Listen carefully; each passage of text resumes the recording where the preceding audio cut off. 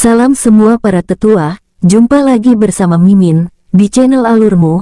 Semoga para pendengar Alurmu selalu senantiasa dinaungi kebahagiaan, kesehatan, serta rezeki yang cukup. Oke, Mimin langsung lanjut ceritanya. Selamat mendengarkan, dan hidupkan imajinasi para tetua. Cerita pun dimulai.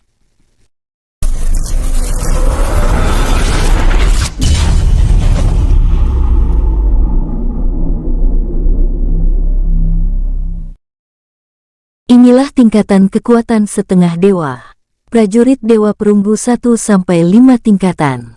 Begitu juga dengan tingkatan Prajurit Dewa Emas, Kesatria Dewa Perunggu, Kesatria Dewa Emas, Jenderal Dewa Perunggu, Jenderal Dewa Emas, Jenderal Dewa Berlian. Dan untuk tingkatan Panglima Dewa Perunggu, itu dibagi 1-3. Begitupun Panglima Dewa Emas, Panglima Dewa Berlian. Untuk setiap bintang, memiliki tingkatan awal, menengah, akhir, puncak. Bodong juga disuruh kembali ke kamarnya. Kini hanya Bai An dan Jingling yang masih duduk. Apa sekarang kita pergi ke sana, Tuan Muda? Tanya Jingling. Bai An melambaikan tangannya. Tidak perlu terburu-buru, hartamu tidak akan lari kecuali dicuri. Lebih baik memikirkan cara membuat geger seisi kota dengan arak yang akan dilelang oleh Decang besok, kata Bai An santai. Wajah Jingling langsung tersenyum dengan percaya diri. Apakah boleh aku meminta 1 botol pil berisi arak, Tuan Muda? Bai An langsung memberikannya tanpa ragu. Besok kau akan mendengar keributan di mana-mana, kata Jingling dengan percaya diri. Walau Bai An penasaran, tapi ia tidak bertanya sama sekali. Bai An langsung mengangguk dan bangkit dari duduknya. Aku ingin istirahat dulu. Sebaiknya kau juga istirahat dan jalankan rencana besok saja. Aku tidak ingin keluargaku sakit hanya karena masalah seperti ini, kata Bai An dengan serius. Hati Jingling seketika tersentuh. Selama ia hidup tidak ada seorang pun yang begitu mengkhawatirkannya dengan tulus. Hanya dengan kedudukannya saja semua orang langsung menjilat. Berbeda dengan Bodong dan beberapa bawahan setianya. Jingling mengenalnya saat Jingling sudah menjadi peri suci. Saat Jingling jatuh, semua orang pergi kecuali Bodong dan beberapa pengikut setianya. Orang-orang yang dulu menjilat semua pergi, bahkan ada beberapa yang ikut berkhianat menjatuhkannya. Hal itu membuat Jingling sempat benci dengan orang baru, apalagi saat ia dijadikan budak. Jingling sempat frustasi dan ingin bunuh diri. Tapi ia ingin bunuh diri, ia langsung dipertemukan oleh Bai An yang sangat tulus kepadanya. Melihat Jingling menangis, Bai An langsung maju dan mengusap air mata Jingling. Kau tidak perlu mengingat masa lalu. Suatu saat nanti orang-orang yang melakukan ini kepadamu akan bersujud di bawah kakimu. Tapi mereka bukan bersujud minta ampun, melainkan sebagai mayat, kata Bai An dengan suara dingin. Karena ia juga benci pengkhianat. Jingling seketika langsung memeluk Bai An. Terima kasih Tuan Muda, aku telah dipertemukan olehmu yang tulus kepadaku. Kau sekarang keluargaku satu-satunya, kata Jingling menangis tersendu-sendu. Sementara Bai An tersenyum tipis. Mulai saat ini Jingling telah seutuhnya setia, gumam Bai An dalam hati. Bai An mengelus rambut Jingling. Kau tenang saja, aku sebagai saudaramu akan selalu menjagamu. Aku juga akan berusaha meningkatkan kekuatan untuk melindungi, tidak mungkin kau yang menjagaku saat kekuatanmu kembali, kata Bai An tersenyum tulus. Akan sangat memalukan bagiku jika dilindungi oleh wanita terus-menerus, gumam Bai An tersenyum kecut saat mengingat ia selalu dibantu oleh Musiaer. Setelah itu Bai An dan Jingling kembali ke kamar mereka masing-masing. Pagi harinya, Jingling dan Bodong telah bangun saat matahari belum terbit. Jingling lalu membisikkan sesuatu kepada Bodong. Dengan cepat Bodong mengangguk patuh. Mereka langsung keluar dari penginapan. Sementara Bai An yang sama sekali tidak tidur langsung membuka matanya setelah beberapa jam berkultivasi. Aku penasaran apa rencana Jingling, gumam Bai An langsung menyembunyikan auranya lalu mengikuti mereka berdua hingga sampai di pasar yang sangat ramai. Jingling yang baru sampai langsung berlari seperti orang ketakutan ke arah salah satu pejabat kota. Ia adalah Menteri Perdagangan, salah satu musuh Decang. "Pencuri, berhenti kau!" teriak Bodong menggunakan pakaian pengawal di kediaman Decang. Jingling terus berlari hingga menabrak menteri tersebut. "Hei, hati-hati kalau berlari!" teriak para prajurit dengan sigap mengepung Jingling. Tapi dengan cepat Menteri Perdagangan itu mengangkat tangannya, tapi matanya terus menatap tajam dengan aura permusuhan ke arah Bodong. "Kenapa kau lari?" tanya Menteri Perdagangan dengan lembut. Ia adalah menteri yang baik, ia membenci Decang karena Decang menghalalkan segala cara demi kesuksesannya. Itu. "Hei pencuri, kemari kau cepat!" teriak Bodong dengan ganas. Kata-kata Jingling langsung terputus oleh Bodong yang memainkan perannya. "Bicara saja, jangan takut dengannya. Kau tidak akan dihukum," kata Menteri Perdagangan dengan tegas. Aku mencuri sesuatu yang paling berharga, barang milik Menteri De, itu aku melakukannya untuk menjual lalu membeli obat untuk ibuku. Nama barangnya adalah..." Kata-kata Jingling lagi-lagi dihentikan oleh Bodong. "Kurang ajar!" teriak Bodong langsung maju ingin menyerang Jingling. "Hentikan dia!" teriak Menteri Perdagangan dengan ganas. Treng, treng. Seketika terjadi pertarungan yang membuat keributan di pasar. "Apa itu yang kau curi?" tanya Menteri Perdagangan dengan lembut. "Jika aku menyebutnya, apakah Anda ingin membelinya?" "Harganya sangat mahal," kata Jingling dengan polos. "Aku janji akan membelinya," kata Menteri Perdagangan dan memikirkan akan membuat Decang marah besar jika salah satu barang berharganya ada di tangannya kini. Menteri Perdagangan langsung tersenyum licik. "Ini adalah arak legendaris," teriak Jingling sengaja menekan kata-katanya dengan keras agar semua orang dapat mendengarnya. Seketika, semua orang berhenti kemudian tertawa, melihat kebodohan Jingling. Tapi berbeda dengan Bodong yang semakin mengamuk dan berkeringat dingin. Menteri Perdagangan yang ikut terdiam tidak percaya kini melihat gelagat Bodong dengan cepat mengambil botol yang ditunjukkan oleh Jingling lalu membukanya. Seketika aroma khas arak Landuan langsung tersebar. Bagi orang para pejabat dan para ahli yang belum meminum arak, memang mereka tidak pernah merasakannya. Tapi kalau baunya mereka pernah menciumnya saat di pelelangan setiap 10 tahun. Tapi aroma arak ini 1000 kali lebih kuat yang membuat semua orang terpana. "Ah, terkutuk kau pencuri, aku akan membunuhmu," kata Bodong semakin memana-manasi. Dengan segera Menteri Perdagangan meminum arak tersebut karena takut ada pejabat lain yang lewat terus merebutnya. Setelah meminumnya 1 menit ia terdiam membuat semua orang ikut hening. Tak lama kemudian ia langsung berteriak keras.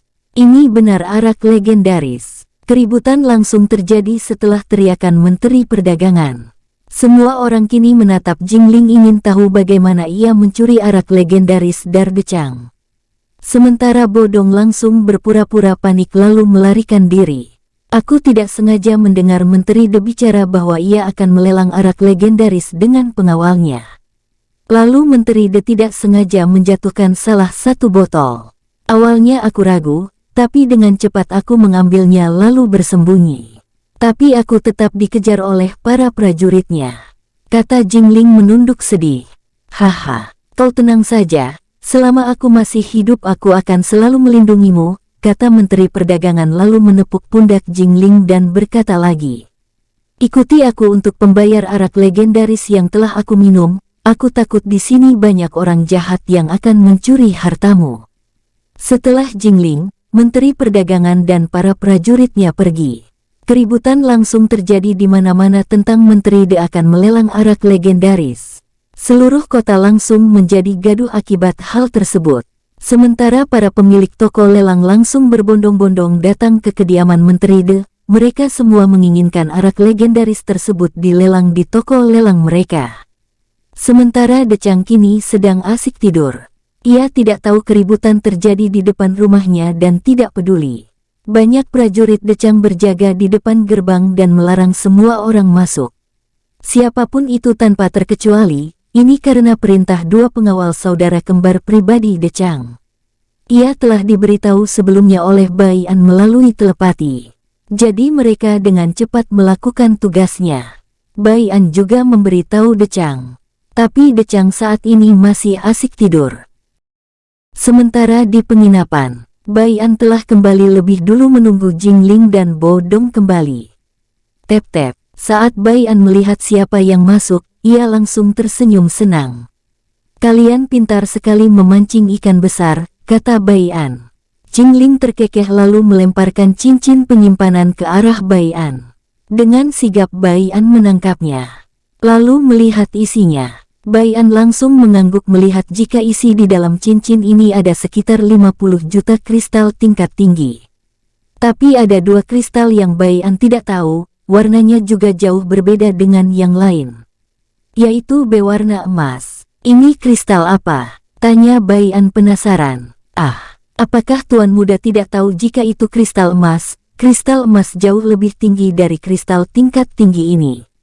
1 kristal emas setara dengan 10 juta kristal tingkat tinggi biasa, kata Jingling sedikit terkejut. Bai An tentu lebih terkejut, karena ia tidak diberitahu oleh Mu Xiaer tentang ini dulu. Maaf aku baru mengetahuinya, kata Bai An sambil terkekeh. Jingling langsung menggelengkan kepalanya. Sedangkan Bo Dong langsung pamit minta izin membuatkan sarapan untuk mereka berdua. Tapi Jingling langsung menghentikannya dan berkata, kami akan pergi, kau buatkan saja yang lain sarapan. Tanpa banyak tanya Bo Dong langsung mengangguk, lalu pergi ke arah dapur. Kini Bai An dan Jingling saling pandang. Ikuti aku Tuan Muda, kata Jingling langsung keluar dari penginapan. Bai An langsung mengikuti dari belakang dengan santai mereka berjalan. Saat Bai An dan Jingling berjalan, mereka masih mendengar semua ras ribut membicarakan tentang adanya arak legendaris. Hei, apakah kau tahu? Aku ada di sana tadi saat melihat dan mencium aroma arak legendaris. Tubuhku seketika menjadi segar dan bersemangat, kata ras iblis bertanduk 8. Sial, jika aku tadi ikut denganmu, aku pasti akan ikut mencium baunya. Seumur-umur aku belum mencium bau arak legendaris. Sambut ras peri gelap, aku dengar arak legendaris akan dilelang.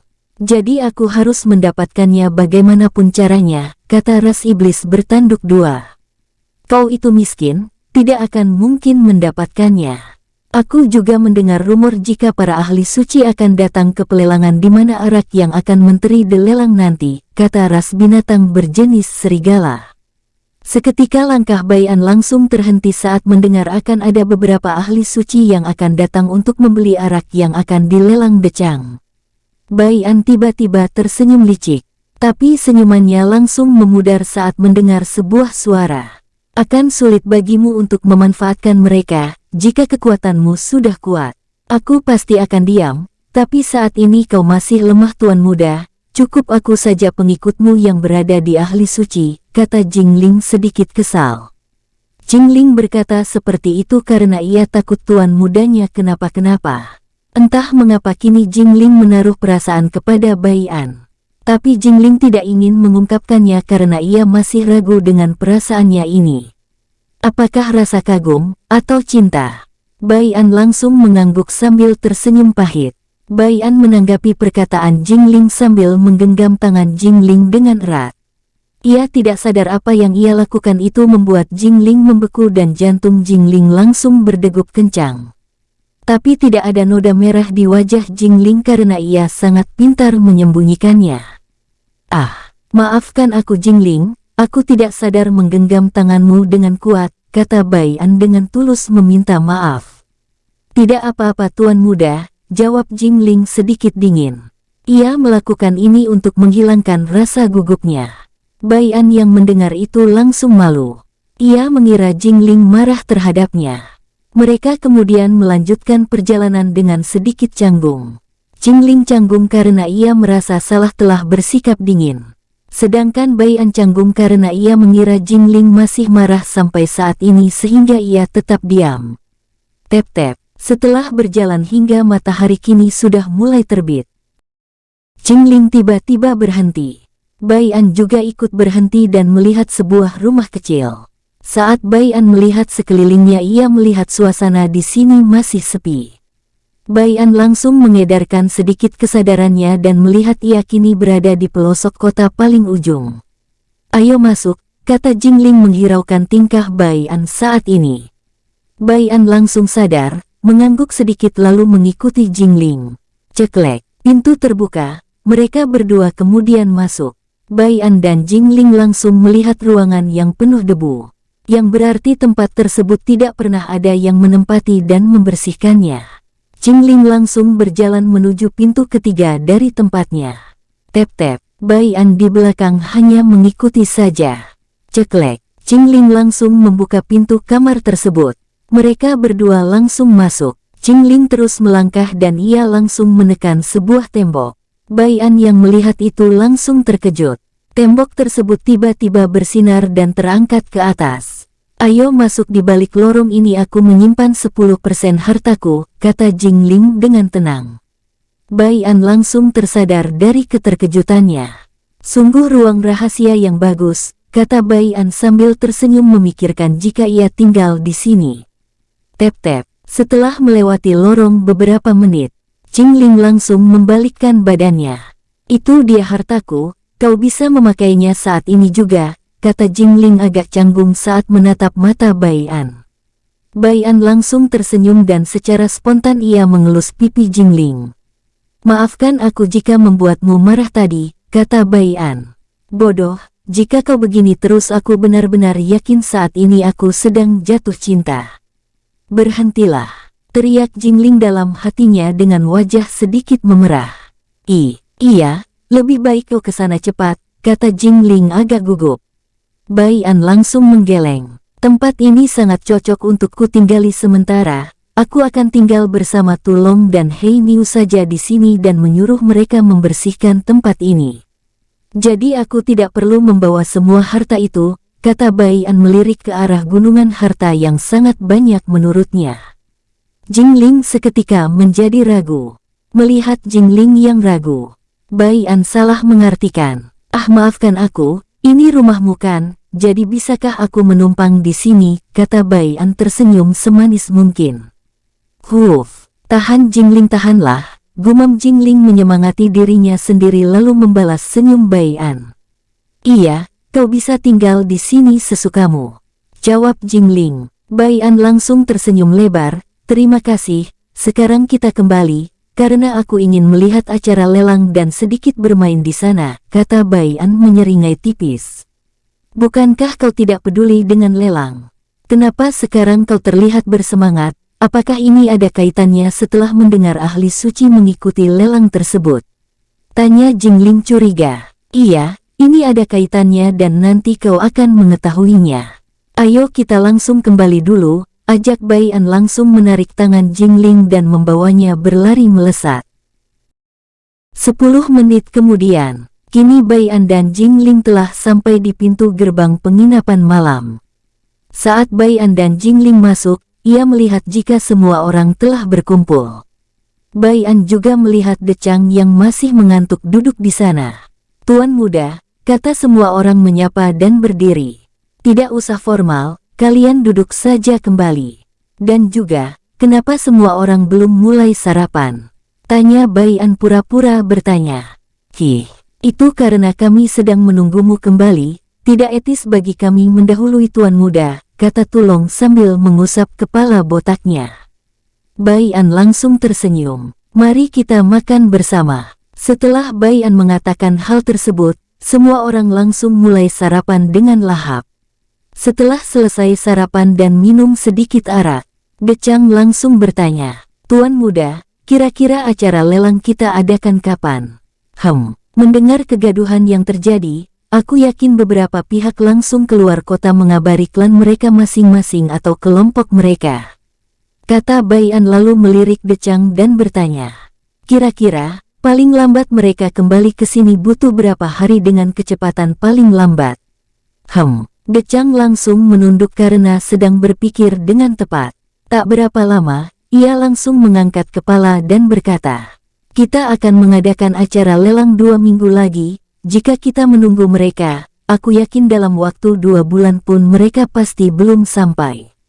Mereka juga yang cukup kaya dan berkuasa pasti akan berpikir kita memulai lelang setelah menunggu kedatangan mereka, karena kebanyakan dari mereka berpikir aku haus akan harta.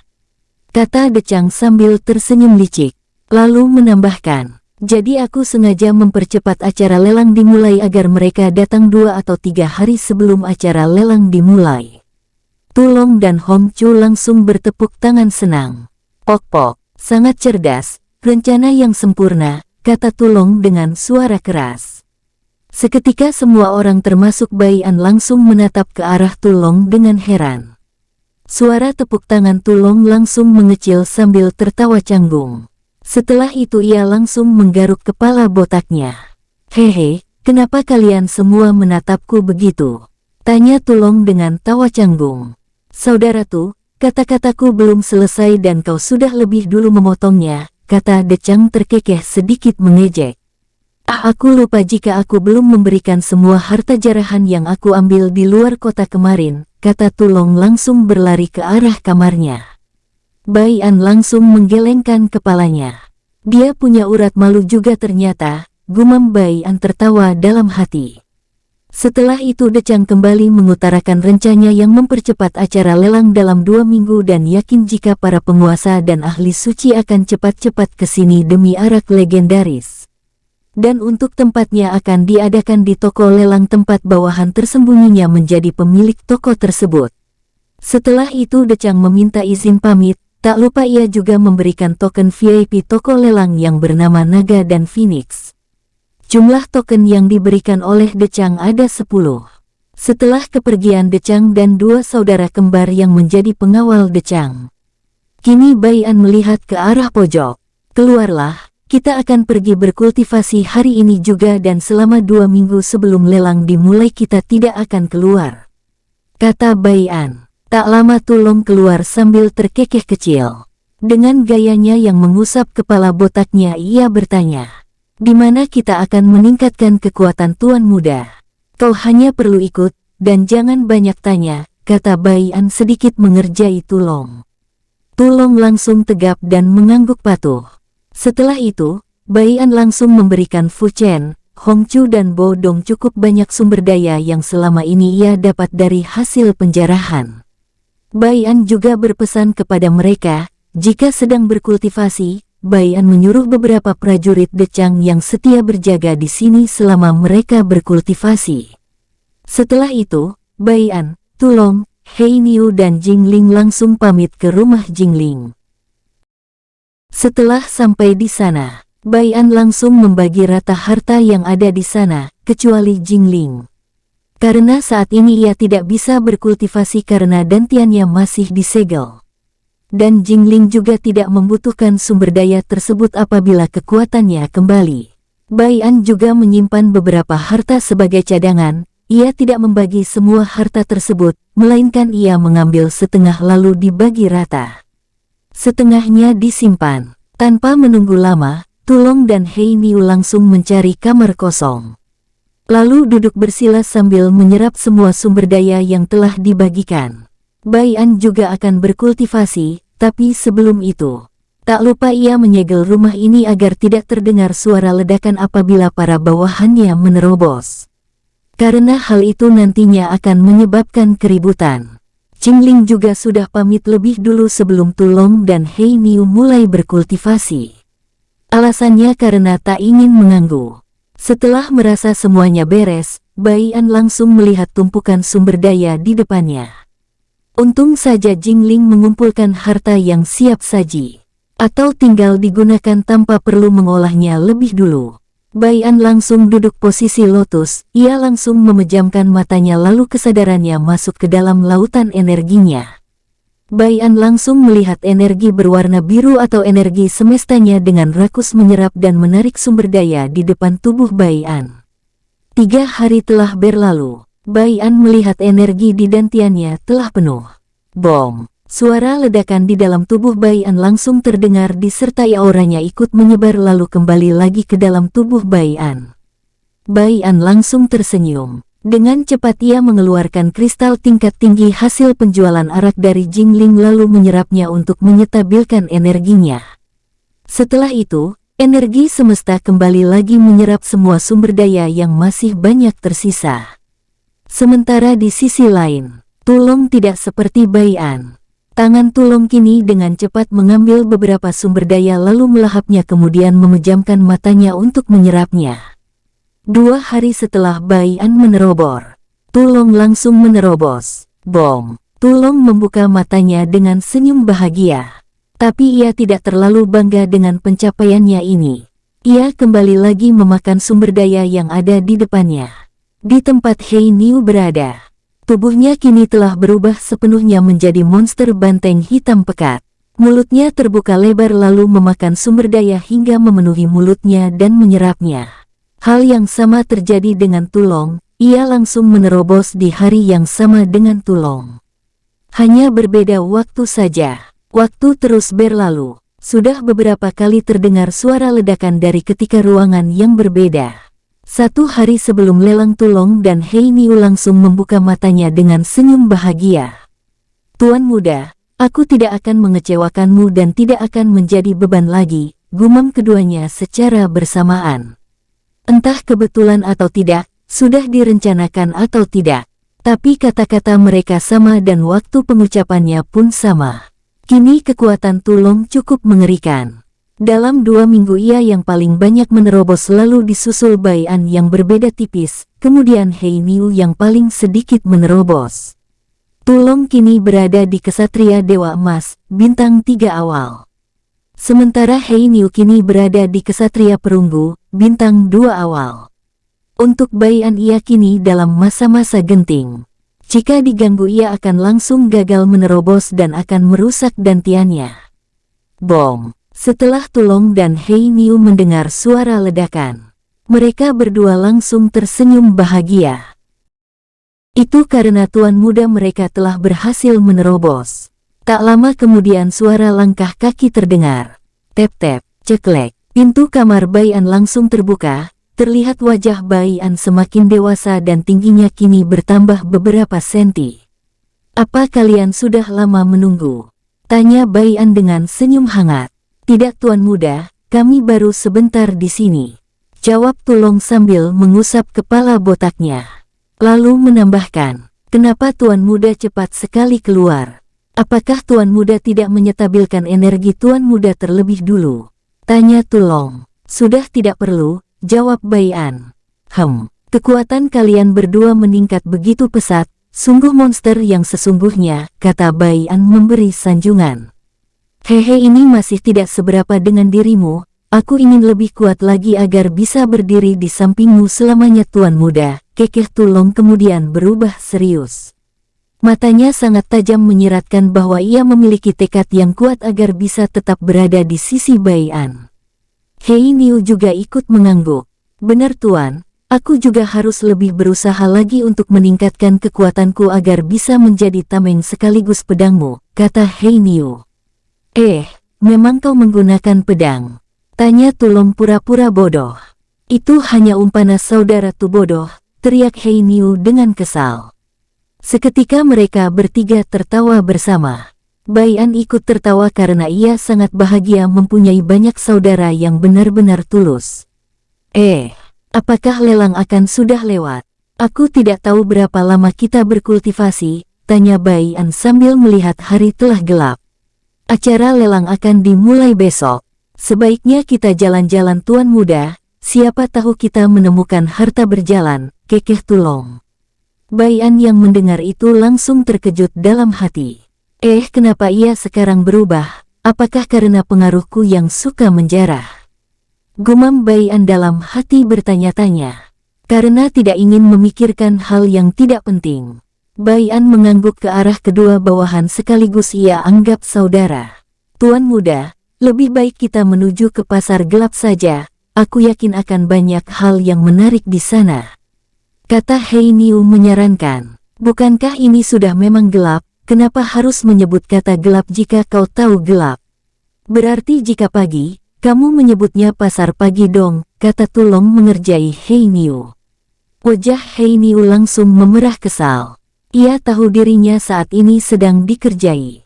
Dasar botak tidak berotak, kata Hei Niu kini tersenyum mengejek. Apa kau bilang? Tanya Tulong langsung maju lalu menggaet leher Hei Niu dengan tangannya. Haah, kau mau ngajak berkelahi, kau kira aku takut? Ayo, tantang. Hei Niu ikut menggaet leher Tulong dengan susah payah. Bai An yang melihat itu hanya tertawa sambil menggelengkan kepalanya melihat keakraban kedua bawahannya ini. Mereka bertiga terus berjalan. Saat berjalan, banyak sekali orang melihat ke arah mereka, lebih tepatnya ke arah Tulong dan Hei Niu yang sedang berkelahi seperti anak kecil. Untung saja aura mereka dihilangkan dan tingkat kultivasi mereka ditekan serendah mungkin. Sedangkan Bai An yang paling kuat yaitu tingkat Jenderal Dewa Perunggu, Bintang 1 awal kini menekannya menjadi prajurit Dewa Perunggu, Bintang 1 awal. Hei, lihat, mereka seperti anak kecil saja, teriak salah satu anak kecil dari ras manusia sambil menunjuk Tulong dan Hei Niu. Mendengar teriakan tersebut, walaupun malam kota ini sangatlah ramai, jadi semua orang langsung berhenti lalu melirik ke arah Tulong dan Hei Niu sesaat lalu pergi saat beberapa dari mereka tidak bisa melihat kekuatan ketikanya. Sementara Tulong dan Hei Niu yang menjadi bahan perhatian kini berhenti bertengkar. Lalu pandangan mata mereka mentap ke arah anak kecil tersebut yang bersama ayahnya. Ayahnya kini sedang memeluk putrinya dengan ketakutan. Sementara putrinya kini menangis keras saat melihat ayahnya ketakutan. Ia cukup cerdas saat melihat ayahnya begitu, berarti ia telah salah dan tidak sengaja mengganggu orang. Ayah, maafkan aku selalu menyusahkanmu, hik hik hik. Suara tangisan anak kecil itu sangat keras. Tapi tidak ada yang memperdulikannya. Tep-tep, Tulong dan Hei Niu berjalan ke arah pasangan ayah dan anak itu. Ayahnya yang bernama Tan Zu langsung jatuh terduduk. Sambil memeluk putrinya, ia berkata, "Tuan, maafkan putri saya, ia tidak tahu apa-apa. Mohon jangan bunuh kami." Suara tersebut sedikit bergetar dan terdengar memilukan bagi Bai An. Tapi ia sengaja membiarkan kedua bawahannya ke sana, karena ia tahu apa yang akan dilakukan oleh mereka berdua, terutama Tulong. "Hih, kau sudah mempermalukan aku.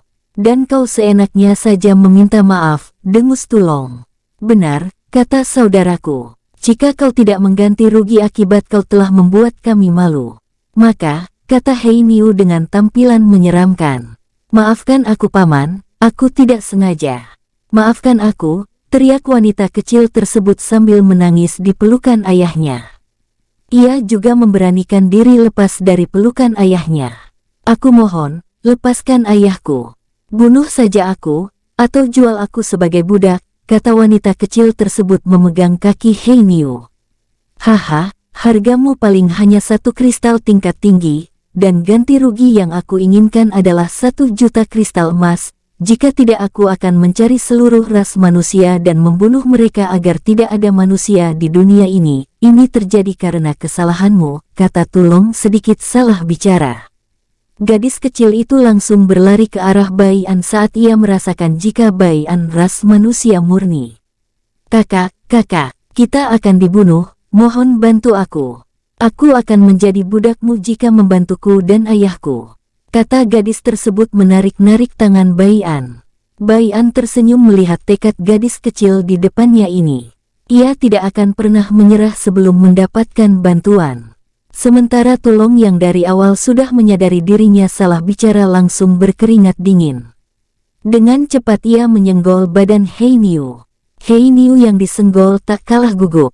Sementara ayah dari gadis kecil tersebut merangkak ke arah Bai An. Ia kini merasakan kakinya berat dan tidak bisa berjalan. "WR, jangan libatkan orang lain, dan tuan muda, cepatlah pergi dari sini. Biarkan kami yang menghadapi kesalahan kami sendiri," kata Tan Zu yang kini baru sampai di depan Bai An. "Tidak apa-apa, kau bangunlah dulu," kata Bai An melambaikan tangannya. Kaki Tan Zu seketika berdiri karena sebuah energi menariknya.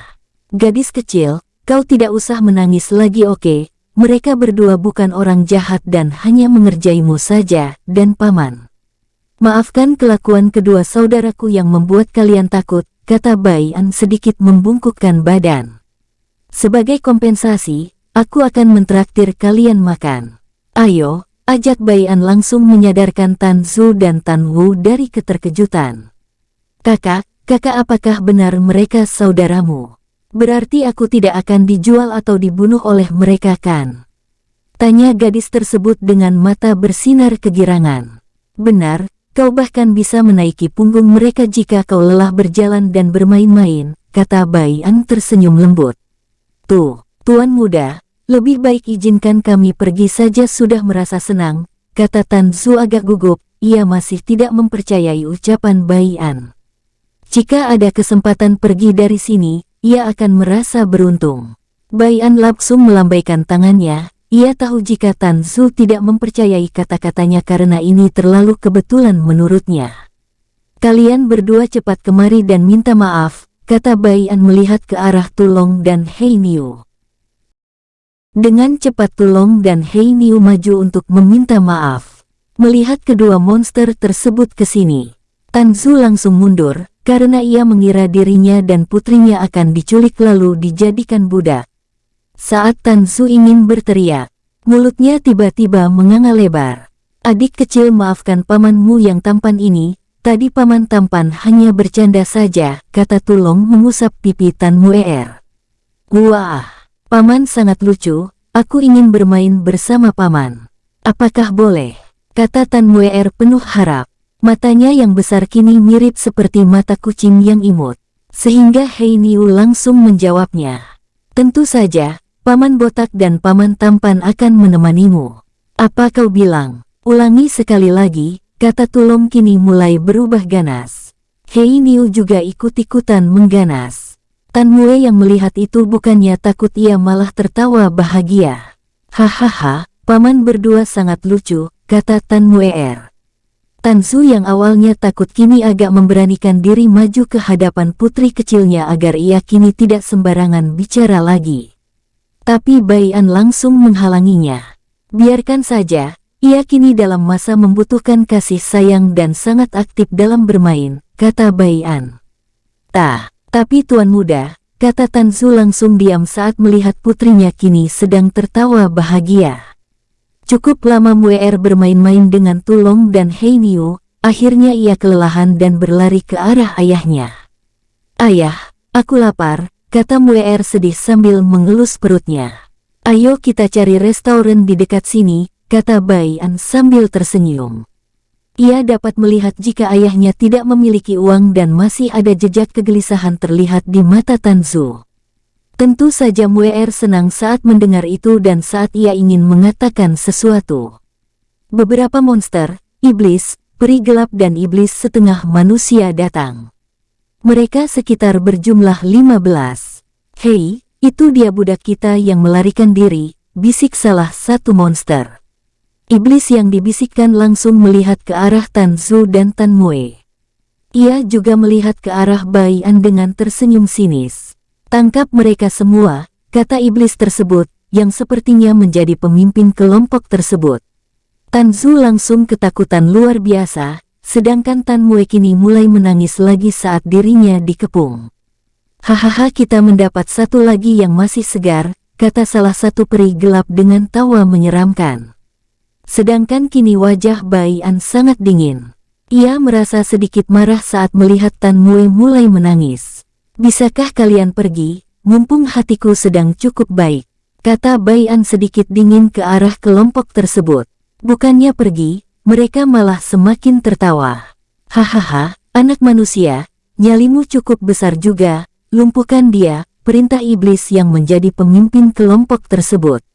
Kau tenang saja ketua, biarkan aku maju untuk menghajarnya, kata salah satu peri gelap langsung melesat. Salahkan nasibmu yang buruk anak manusia, kata Dark Elf tersebut mengayunkan belatinya ke arah badan Bai An. Tapi, sesuatu tidak terduga terjadi. Tiba-tiba saja kepala Dark Elf tersebut terjatuh sebelum belati tersebut sampai ke tubuh Bai An. Jangan ikut campur Tulong, kata Bai An kini semakin dingin. Tulong yang wajahnya mengganas dari tadi langsung diam dan mengangguk. Sedangkan kelompok tersebut kini sedang terkejut. Sebelum mereka sadar dari keterkejutannya, Bai An menggunakan itu sebagai kesempatan. Ia langsung melesat ke arah semua kelompok sambil mengayunkan pedangnya. Wus, selas. Saking cepatnya, Tulong dan Hei Niu terpengarah. Bai An kini berhenti di depan iblis yang menjadi pemimpin kelompok. Kau apa yang kau lakukan? Apakah kau tidak tahu kami adalah perkumpulan gelap? Jika kau membunuhku, semua organisasi perkumpulan gelap akan memburumu, ancam iblis tersebut dengan menunjuk Bai An sambil melangkah mundur dengan kaki gemetaran. Walaupun kau pengikut semua ahli suci di dunia ini pun kau kira aku takut, kata Bai An mengayunkan pedangnya ke arah tangan iblis tersebut. Selas, beraninya kau bajingan. Teriak iblis itu kesakitan. Heng, Bai An mendengus dingin, lalu mengayunkan pedangnya lagi. Selas, teriakan pilu iblis tersebut cukup keras, tapi semua orang yang melalui tempat tersebut tidak ada yang peduli. Karena mereka tahu yang kuatlah yang berkuasa, dan yang lemah tertindas. Saat Bai An ingin membunuhnya, tiba-tiba saja energi semestanya bergejolak sangat ingin keluar. Bai An yang dapat menyadari sesuatu langsung melihat ke arah iblis tersebut dengan teliti. Tak lama kemudian, ia langsung tersenyum menyeringai. Ternyata di kota ini ada juga pengikut Kaisar Dewa Kegelapan, gumam Bai An. Hei Niu, kau bawa iblis ini ke penginapan, sekalian bawa ayah dan putrinya untuk menginap di sana, kata Bai An melalui telepati. Hei Niu langsung bergerak cepat dan membujuk Tan Su jika di sini sudah tidak aman agar bisa mengikutinya. Walau masih ragu, Tan Su memberanikan diri bersama putrinya untuk ikut. Sedangkan Bai An kini menatap ke arah Tulong sambil tersenyum. Tulong, kita akan berburu kelompok perkumpulan gelap malam ini, karena mereka salah satu pengikut Kaisar Dewa Kegelapan, kata Bai An menyeringai. Wajah Tulong langsung cerah, dengan semangat ia mengangguk. Setelah itu, Bai An dan Tulong langsung berjalan ke arah tempat yang agak sepi. Setelah sampai, mereka berdua langsung mengenakan pakaian hitam dan penutup kepala untuk menutupi identitas mereka. Walau Decang mampu menutupi identitasnya, ia tidak ingin terlalu membebani para bawahannya. Setelah dirasa wajah mereka kini sudah tertutup seperti asasin, Bai An dan Tulong langsung terbang untuk naik ke atas atap. Wus, luas. Mereka berdua terus melesat di tengah malamnya kota. Beberapa saat kemudian, Bai An berhenti, lebih tepatnya kini energi semestanya menunjukkan di mana lokasi perkumpulan gelap. Di rumah tersebut yang terkuat hanya berada di tingkat kesatria Dewa Emas, bintang 1 awal, gumam Bai An dengan suara kecil. Tapi gumaman Bai An dapat didengar oleh Tulong. Biarkan aku saja yang membunuh mereka semua Tuan Muda, kata Tulong mengajukan diri. Tapi Bai An menggelengkan kepalanya. Jangan meremehkan lawan, aku cukup mengenal para pengikut Kaisar Dewa Kegelapan, kata Bai An, kemudian menambahkan. Kita harus bergerak cepat, jangan sampai menimbulkan terlalu besar gelombang pertarungan. Tanpa menunggu jawaban dari Tulong, Bai An melesat seperti angin. Tulong langsung mengejar, ia juga menggunakan kecepatan penuhnya karena tak ingin ketinggalan. Saat Bai An menyelinap masuk, Tulong datang langsung menabrak tembok hingga hancur. Sudah diberitahu jangan terlalu menimbulkan masalah, gumam Bai An dengan kesal. Apa boleh buat, Bai An harus bergerak cepat karena ia merasakan mereka telah keluar. Dengan cepat siluet bayangan Bai An muncul di depan yang paling kuat. Lalu mengayunkan pedangnya, tak lupa ia mengalirkan energi semestanya. Tebasan Asyura, gumam Bai An menggunakan teknik pedang terkuatnya. Sialan, teriak ketua perkumpulan gelap terkejut, ia langsung menyilang pedangnya disertai seluruh energi kegelapan.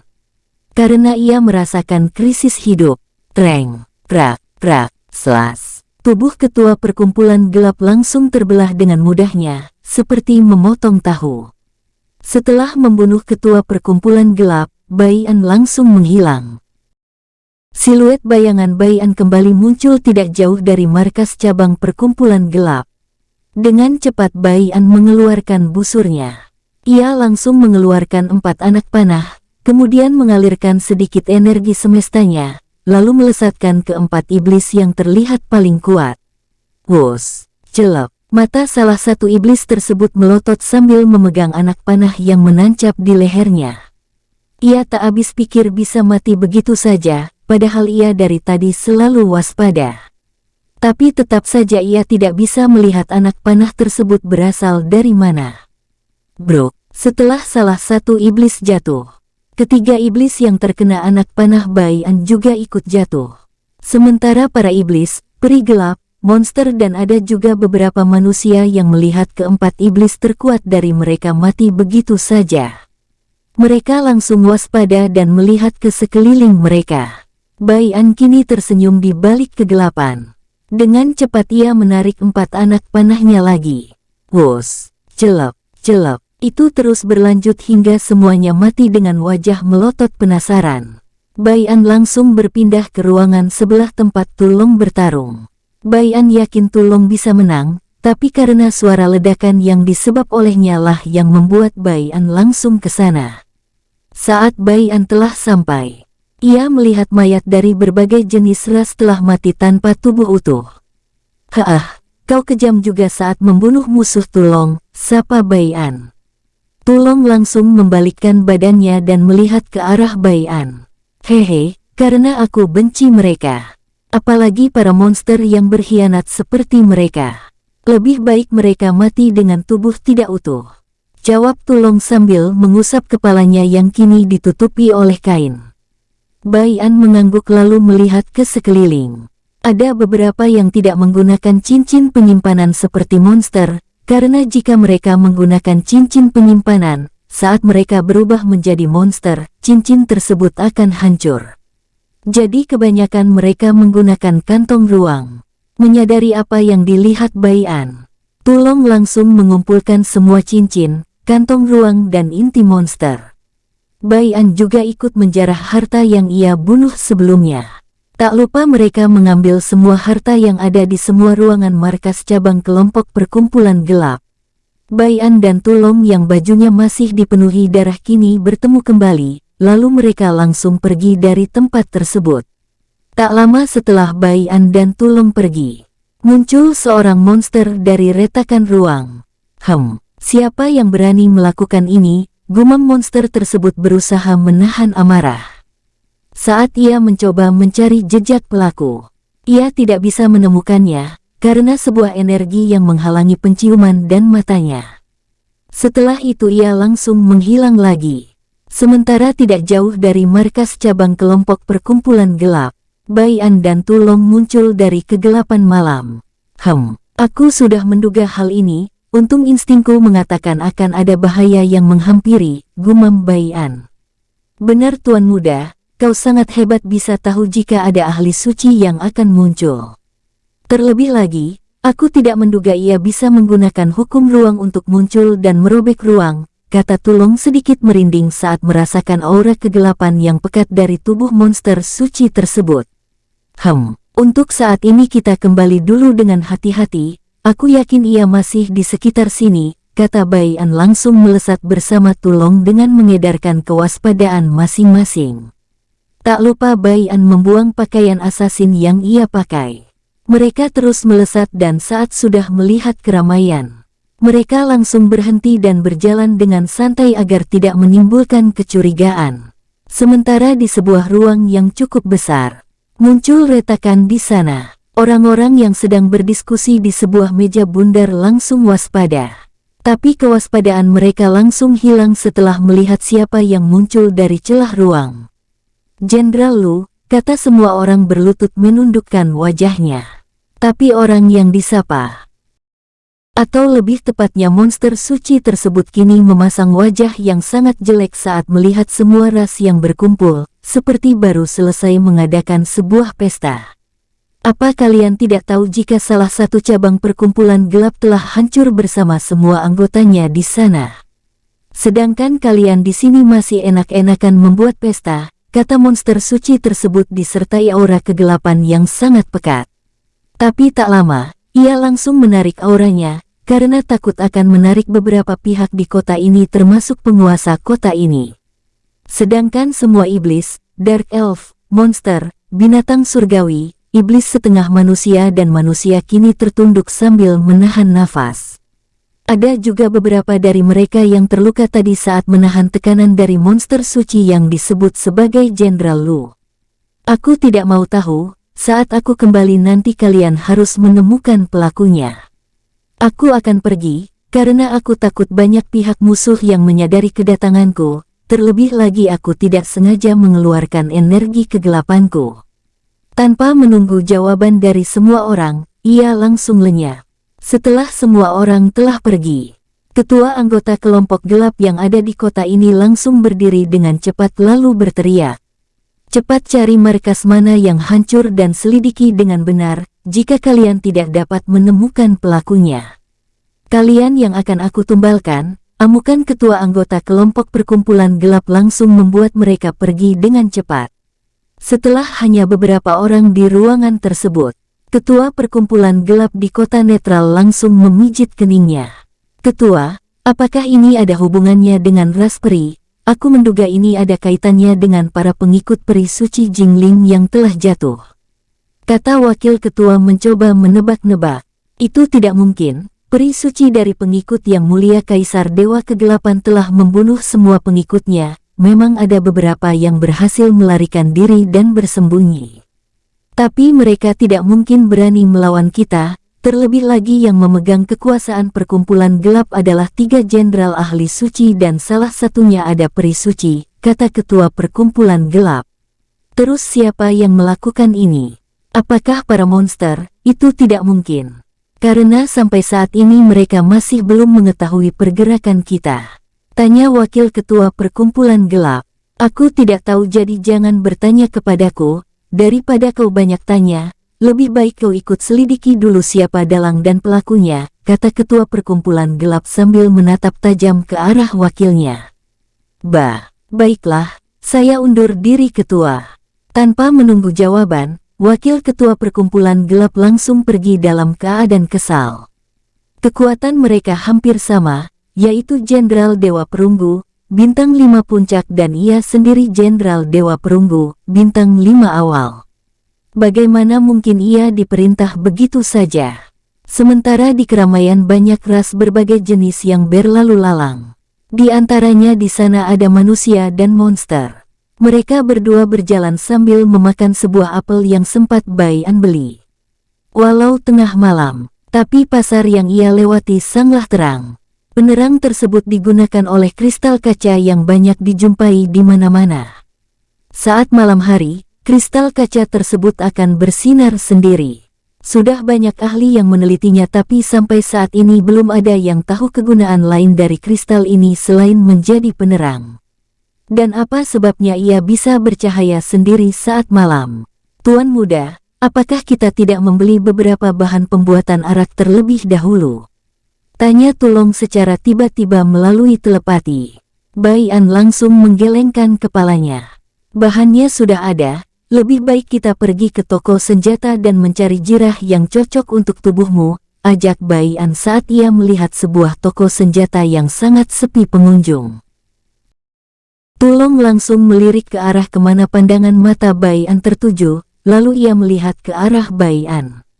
Ayo tuan muda, sepertinya menarik, kata Tulong semangat. Mereka berdua langsung berjalan ke toko senjata yang tidak ada pengunjung. Tep-tep, saat Bai An telah sampai di depan pintu toko. Bai An langsung berkata, "Permisi, apakah di sini ada orang?" Bai An sengaja teriak lebih keras agar pemilik toko keluar. Melihat tak ada jawaban, Bai An pun langsung masuk bersama Tulong. "Permisi, apakah di sini ada orang?" Tanya Bai An sekali lagi, ia juga mengedarkan kesadarannya ke seluruh ruangan. Tapi toko ini tidak ada penjaga sama sekali. Kita cari toko senjata yang lain saja tuan muda. Pemilik toko ini memang tidak berniat menjual barang dagangannya makanya tempat ini sepi. Dengus Tulong cukup kesal karena membiarkan tuan mudanya lelah memanggil. Bai An melambaikan tangannya. Sabar dulu, mungkin kita bisa menemukan sesuatu yang menarik, kata Bai An santai. Tepat setelah Bai An menyelesaikan ucapannya, tak lama kemudian, seorang wanita yang Bai An dan Tulong kenal keluar dari balik pintu dengan senyum mengembang. "Apa yang Tuan Muda butuhkan?" tanya sebuah suara lembut. "Glek, kenapa wanita sialan ini ada di sini?" gumam Tulong menelan ludahnya. Ia juga cukup kesal dengan wanita ini karena ia telah melukainya. Sedangkan untuk Bai An, ia langsung tersenyum. "Benar dugaanku, wanita ini mengikutiku sampai ke kota, tapi kenapa ia tidak menyerangku saat aku berkultivasi?" gumam Bai An merasa aneh dalam hati.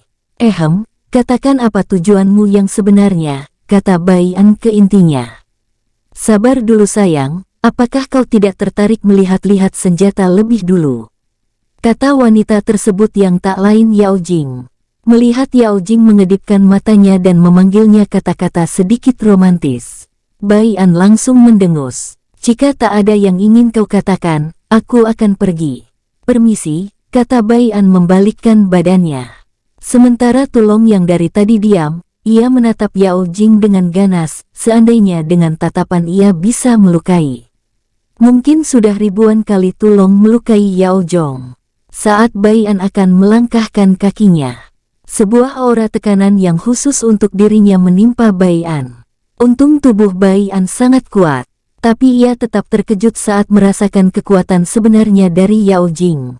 "Seorang ahli suci," gumam Bai An terkejut. Ia langsung berusaha keras membalikkan badannya dan tersenyum ke arah Yao Jing. "Baiklah. Mungkin saja aku bisa mencarikan Tulong beberapa senjata yang ia butuhkan." Tepat setelah Bai An menyelesaikan ucapannya, tekanan energi yang menekannya langsung menghilang.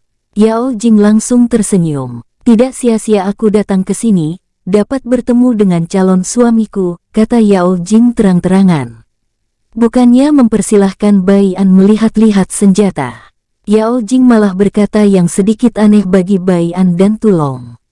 "Calon suami? Siapa calon suamimu?" tanya Tulong dengan ganas. "Yang penting itu bukan monster jelek sepertimu," kekeh Yao Jing. Sedangkan untuk Bai An, ia tetap diam, tapi di dalam hatinya kini sedang bergelut. "Apa maksud wanita ini? Aku berencana membuatnya menjadi salah satu pengikutku agar bisa menambah pasukan kekuatanku, dan berencana mengikuti kemauannya untuk melihat-lihat senjata." "Tapi," gumam Bai An dalam hati. "Apa yang kau pikirkan sayang?" tanya Yao Jing kini tepat di samping Bai An dengan sedikit berbisik. Tentu Bai An langsung tersadar dari lamunannya dan mundur beberapa langkah. Saat Bai An melangkah mundur, ia melihat Tulong kini sudah babak belur dan berdiri kaku seperti ditekan oleh sesuatu. Wajah Tulong kini terlihat sangat lucu yang langsung membuat Bai An menutup mulutnya menahan tawa. "Tuh, Tuan Muda, wanita monster sialan ini ternyata seorang ahli suci, kau harus hati-hati," kata Bai An melalui telepati. Tentu Bai An sudah lebih dulu mengetahuinya. Dan ia kini melirik Yao Jing karena Bai An sama sekali tidak merasakan niat jahat darinya. Jadi ia dengan dingin bertanya, "Apa tujuanmu sebenarnya? Cepat katakan atau aku tidak akan baik hati lagi." "Oh, kau cukup dingin juga kepada calon istrimu," kata Yao Jing sedih. Bai An langsung acuh melihat ekspresi Yao Jing. Melihat ia diacuhkan, Yao Jing langsung melangkah maju ke arah Bai An. Bai An langsung mengeluarkan pedangnya dan berpose siap menyerang. "Diam di situ dan katakan maksudmu," kata Bai An sekali lagi, kini suaranya sangat dingin. Yao Jing langsung menghela nafas. Matanya langsung berkaca-kaca saat melihat ekspresi Bai An yang begitu kejam. Bai An tetap acuh, karena Bai An dapat merasakan jika Yao Jing ini lebih berbahaya dari Jingling. "Guruku ingin bertemu denganmu, dan juga apakah kau tidak bisa bersikap sedikit lebih lembut terhadap wanita," kata Yao Jing sedikit sedih saat mengutarakan isi hatinya. Panggil saja gurumu ke sini, aku sedang sibuk," dengus Bai An tetap dingin lalu berjalan ke arah Tulong yang kini sedang tersenyum mengejek ke arah Yao Jing. Dalam hatinya Tulong berteriak, "Wanita apanya? Kau itu seorang monster bukan wanita. kau harus sadar diri. Tidak bisa, jika guru keluar dari tempatnya. Semua ahli suci akan sedikit gempar, kata Yao Jing masih sedikit sedih. Ia memang sedih, karena ia kini merasa menyukai Bai An. Dan tak pernah terpikirkan olehnya jika ia dibentak dengan nada dingin oleh orang yang ia sukai. Tentu saja hatinya langsung terpukul keras. Terlebih lagi Yao Jing tidak pernah terbuka terhadap laki-laki saat mengungkapkan isi hatinya. Mendengar itu, Bai An langsung melihat ke arah Yao Jing dan berkata, "Siapa yang perlu dialah yang datang. Mengapa aku harus repot-repot datang ke tempatnya?" dengus Bai An dan menambahkan, "Lepaskan tali energi yang mengikat bawahanku, jika tidak aku akan menghancurkan tempat ini." Yao Jing langsung melepaskan tali energi yang mengikat Tulong dan maju ke arah Bai An. Yao Jing kini tidak punya pilihan selain sedikit memaksa. "Maafkan aku sayang, aku sungguh menyukaimu sehingga tidak ingin melukaimu dari pertama kali kita bertemu. Tapi sekarang aku tidak punya pilihan lain," kata Yao Jing langsung mengeluarkan sebuah token teleportasi. Dengan cepat Yao Jing melesat ke arah Bai An. Bai An yang menyadari hal tersebut langsung mengeluarkan pedangnya. "Jangan salahkan aku jika melukai seorang wanita," gumam Bai An langsung menebas pedangnya. "Tebasan Ashura," kata Bai An sedikit keras. Wus! Sebuah lesatan energi dari tebasan pedang Bai An langsung melesat ke arah Yao Jing. Tapi dengan cepat Yao Jing menghilang dan muncul di depan Bai An. Buk! Yao Jing langsung menepuk pundak Bai An dan menghilang bersama Bai An. Tulong yang melihat itu langsung mengamuk tidak jelas. Aura penuhnya langsung dikeluarkan dan menghancurkan toko senjata tersebut. Banyak orang-orang dari berbagai ras langsung menghindar karena tidak ingin ikut campur. Hingga para penjaga kota datang dengan seragam lengkap untuk menangkap siapa yang membuat onar. Saat para prajurit kota datang, beberapa dari mereka langsung maju ke arah toko senjata di mana tempat Tulong mengamuk. "Ah, aku akan membunuhmu, berani sekali kau menculik tuan muda." Terdengar suara teriakan dari dalam toko yang telah hancur setengah. "Hei, kau maju dulu, aku akan pergi memanggil komandan lebih dulu," teriak salah satu prajurit kota. Tanpa menunggu jawaban ia langsung berlari seolah-olah dikejar setan. "Sialan, melawan monster dengan kekuatan seperti ini siapa yang mau?" teriak prajurit itu mundur. Ia lebih baik menunggu bala bantuan tiba, daripada mati sia-sia. Beberapa prajurit yang lain juga berpikiran sama. Mereka berdiam diri di luar toko menunggu bala bantuan tiba. Sedangkan ada salah satu prajurit kota yang kebetulan adalah pengikut Decang merasa familiar dengan aura tersebut. Dengan cepat ia menyelinap pergi dari barisan para prajurit. Tak lama ia langsung kembali bersama Decang dan Hongchu. "Ada apa ini? Kalian semua cepat bubar, biarkan aku yang menangani masalah ini dan beritahu atasan kalian untuk menutupi masalah yang tidak penting ini," kata Decang yang tiba-tiba datang dengan nada penekanan yang langsung membuat para prajurit kota langsung kocar-kacir tanpa menjawab.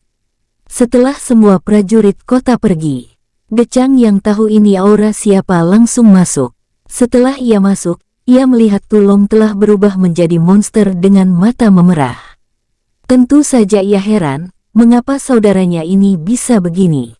Saat Decang ingin menghampiri, ia merasa sedikit bahaya. Untung saja Decang sedikit lebih kuat dari Tulong, ia sudah mencapai kesatria Dewa Emas Bintang 5 Puncak, yang sebentar lagi akan menembus Jenderal Dewa Perunggu. Peningkatannya ini tak lain karena pemberian sumber daya dari Bai An melalui Jingling beberapa minggu lalu. "Mati!" teriak Tulong mengayunkan cakarnya. Bom! Dengan sigap Decang menangkap tangan Tulong dan berkata, "Saudara Tu, tenangkan dirimu." Tak lama Hongchu datang dari belakang.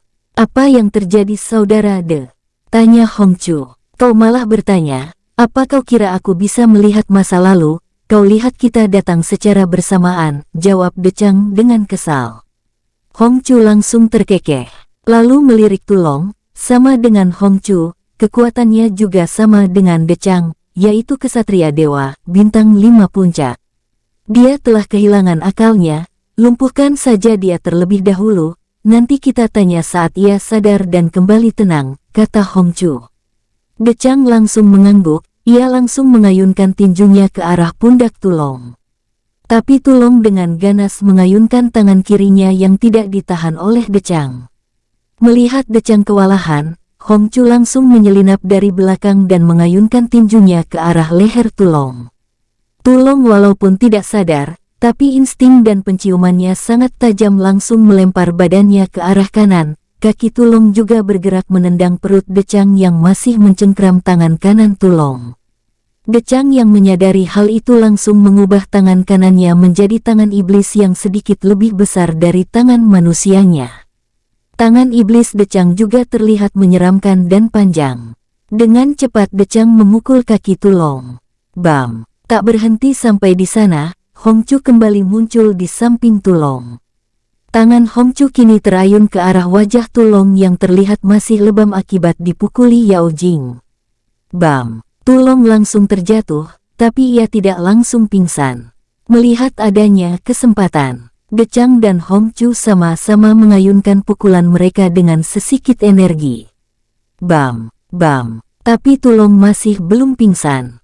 Kunci dia, aku akan sedikit lebih kasar agar saudara Tulong bisa pingsan dan semoga saja ia tidak marah, kata Decang.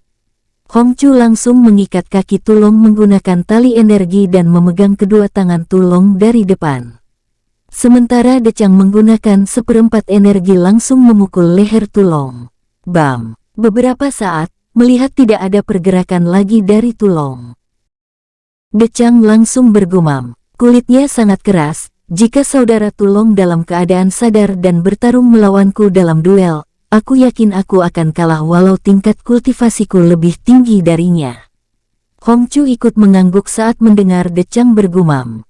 Kau benar, kita juga harus berlatih lebih keras agar tidak mengecewakan Tuan Muda. Ayo kita pergi sebelum banyak orang yang datang, kata Hongchu kini memegang token teleportasi. Dengan cepat Decang mengangguk lalu memegang pundak Hongchu, kemudian menghilang.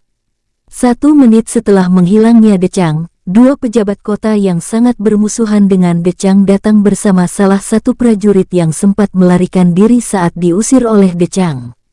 Apakah benar yang kau bilang jika Menteri De datang ke sini membubarkan kalian? Tanya salah satu menteri dari ras binatang. Benar Menteri, dia langsung mengusir kami saat ia datang, kata prajurit tersebut dengan sedikit gugup. Menteri Perdagangan, aku rasa ini kesempatan kita untuk menjatuhkannya.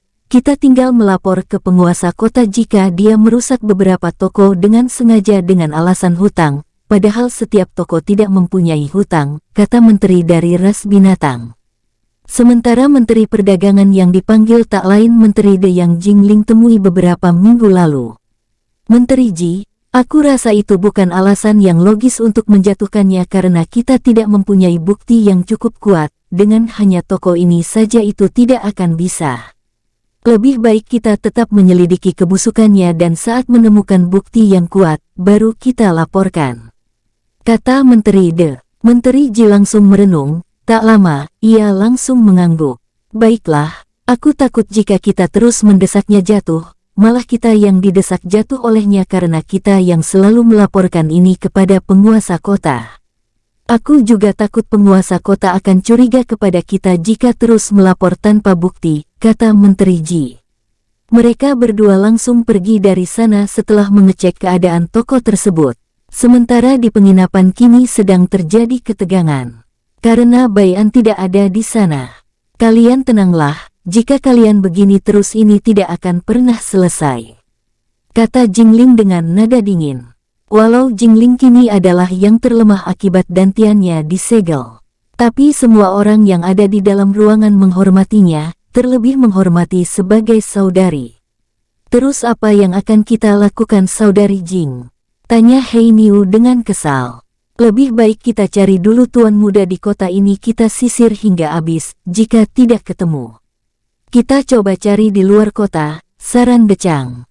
Itu lebih baik menurutku, tidak mungkin juga tuan muda dikalahkan dengan mudah sedangkan saudara Tu saat kami menemukannya ia masih dalam kondisi sehat walau kesadarannya hilang, sambung Hongchu. Ia tidak berada di kota ini, dan walaupun kalian mencarinya di luar kota juga tidak akan ketemu, kata Fu Chen tiba-tiba. Mengapa bisa begitu? Apa ini ada kaitannya denganmu? Teriak Hei Niu, Decang dan Bo Dong marah. Diam, apa yang dikatakan saudara Fu benar. Coba kalian pikirkan, jika saudara Tu mati baru kita lebih khawatir, tapi dia baik-baik saja. Dan juga lebih baik kita diam di sini untuk menunggu saudara Tu sadar lalu bertanya. Untukmu saudara De, undur lagi selama 3 hari acara lelangnya. Kata Jingling dengan tegas lalu pergi dari sana. Semua orang seketika terdiam kaku, memikirkan masing-masing semua tentang kejadian tersebut.